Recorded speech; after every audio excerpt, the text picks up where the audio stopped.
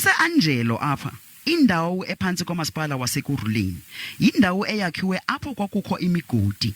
iAngelo yindawo ekucaceca kuba abantu abahlala apha basokola ngakumbi, akukho mbane, akukho manzi, kwaye abantu xa besiya ngasese kufuneka baye ngaphandle. Abahlali balapho bathi abasayazi ngokuba benze njani, kudala bekhalaza becela uncedo.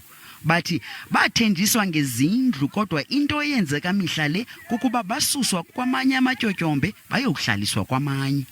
Enye into basike bayibone kukugaleleka kweenkokheli zamaqela ezopolitiko qho xa kufika ixesha lokuvota. We will be voting for you because we know they will come now because we are towards the election, and after election they won't be coming. Inkokheli ye-DA uJohn Steenhuisen ngomnye wezonkokheli uze apha ephethe izithembiso zokuba ukuba uluntu lwalapha lungabavotela indlela abahlala ngayo bazawuyiphucula.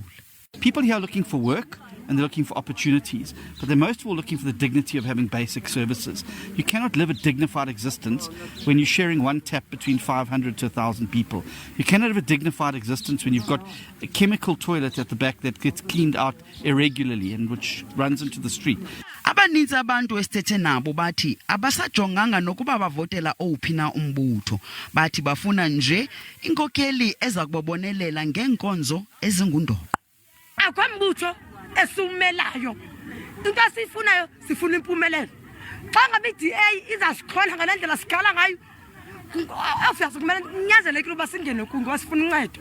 uSteenhuisen ke ubashiye ngelithi bavotele iDA ukuze bazibonele umohluko abazowenza kwimpilo zabantu abahlala apha eAngelo. Yulisa Njamela weendaba zeSABC Ekurhuleni.